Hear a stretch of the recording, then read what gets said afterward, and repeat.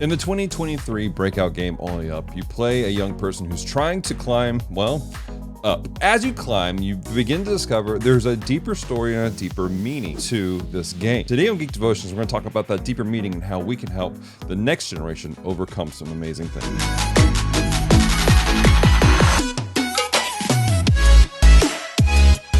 Hello, Devoted Geeks, and welcome to Geek Devotions, a show from Devoted Geeks who are devoted to letting you know you're loved. I'm Dalton. I'm so glad you hit the play button today. If you're new to our show, we take geek, pop culture items like movies, video games, comics, and we use them to let people know that they're loved. So if you don't watch past this moment, know this: we love you, we care about you. There is a plan and a purpose for your life.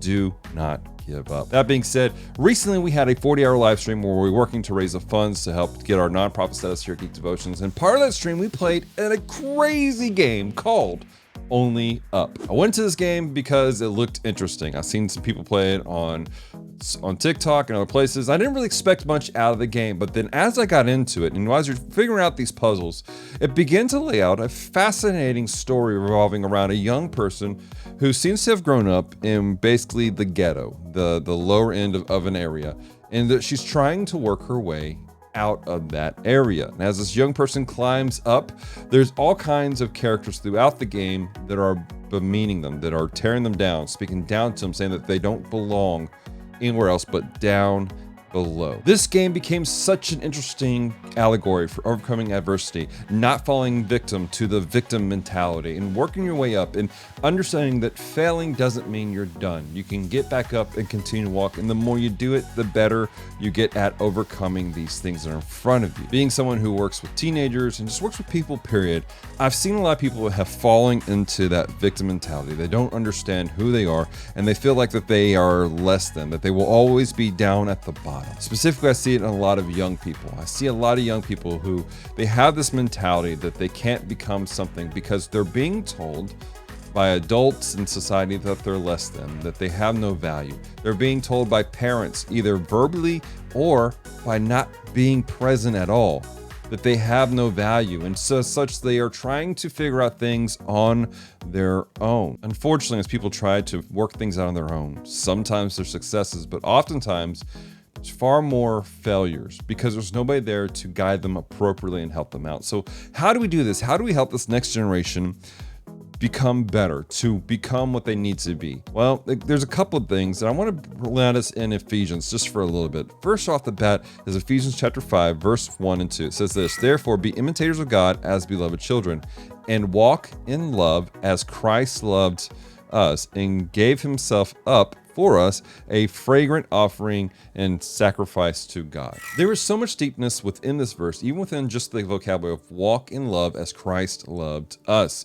Looking at that, we're commanded to love people and the society around us as Christ loved us. But what does that mean? When you review the life of Jesus, there's a lot of things that take place. First off, understand that Jesus is God. God is Jesus. This is the part of the whole triune nature of God. So Christ, Jesus, is divine, but Jesus, we've told in another verse, put his divinity aside, what made him specifically divine, and became man. He came to earth as flesh. He humbled himself. He put himself in an uncomfortable position. And then not only that, he lived as man and he suffered as man. He took on beatings. He took on curses. He took on things that people threw at him left and right for a reason, for our sake, to make us better, to help us become what God's called us to be. For us to help the next generation, we have to love them in the same sacrificial manner. We have to humble ourselves and look at children, look at the next generation and go, there's something special about you. The Father loves you, and because the Father loves you, I love you, because I want to do what my Father tells me to do. Because of that specialness, I'm going to humble myself. I'm going to make sacrifices in my personal life to help you become the thing that God created you to be. Working through this process takes a lot of thought and intentionality. And it's not just parents with children. It takes a community. It takes all of us working together. If there are young people in your life, they need somebody to speak into them. We live in a society, in a day and age where there is so many children who don't have a father. They don't have a mother. Legitimately don't have them. They're just not present for one reason. And if you are there and you are in their life, you need to step in and love them as God loves you. You need to love them as Christ loved you. And help them, speak life into them, and encourage them.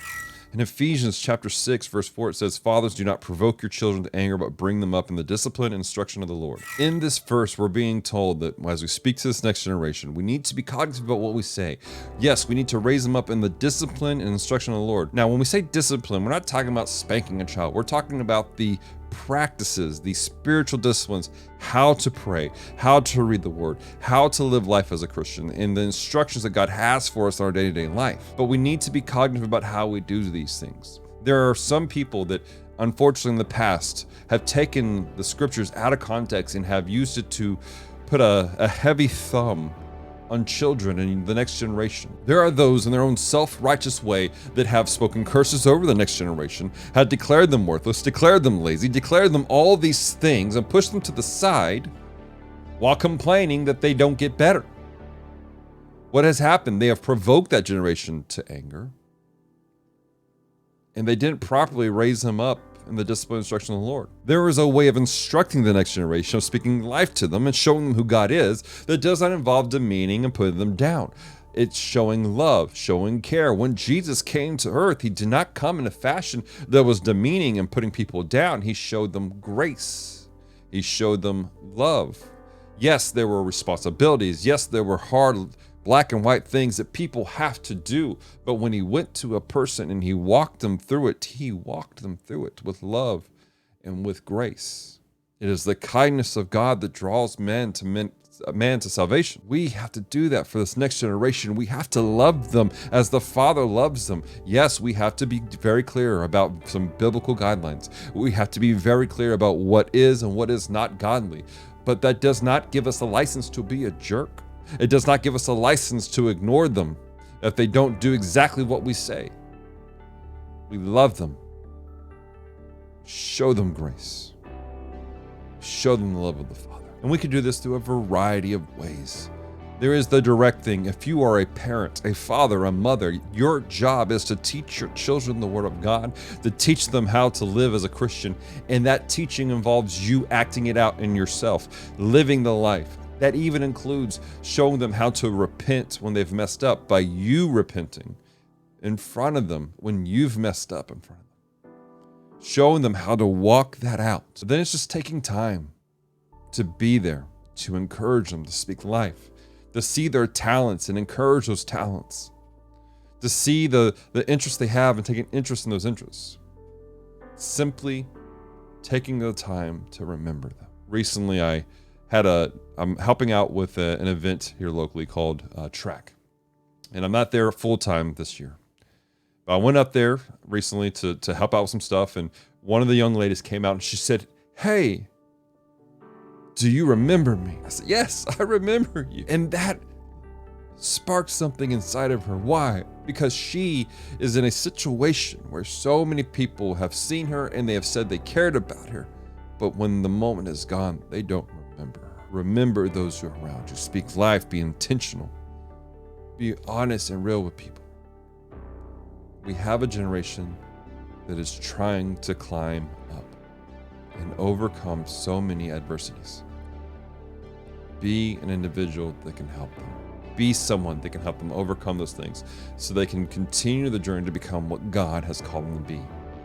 Do not be the stumbling block that sends them back down again. Well, guys, that's our episode for today. I hope it's encouraging. Maybe it's challenged you a little bit.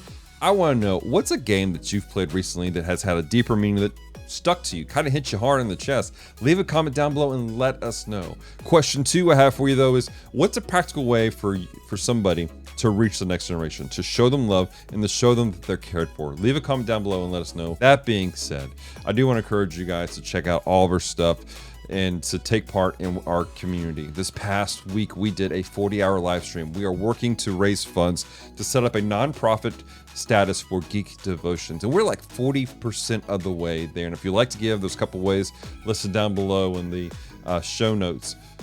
But we want to say thank you to everyone who's given, who's helped us, who has come alongside us as we believe in this vision. You're helping us to make this happen. Thank you from Celeste and I's hearts for doing that. At the same time, we want to say thank you to all of our devoted Patreon geeks who have been there with us since forever, who have helped us on a month-to-month basis for as little as $1 a month, helping us to do what we need to do, help to pay for our website, our podcasts, our equipment, everything. Thank you for your support on a monthly basis. We so appreciate it. If you'd like to become a devoted Patreon geek, or if you'd like to give, check out the information down below. But you can check our website, geekdevotions.com. That being said, don't forget to check out our social media platforms: Facebook, Instagram, Twitter, and Threads, because that's a thing now, at least for now. Check us out on there. Follow us on them. Take part in the community. But most importantly, guys, don't forget this. We love you. We care about you. There is a plan and purpose for your life. Do not give up. So until next time, stay devoted. Peace and love.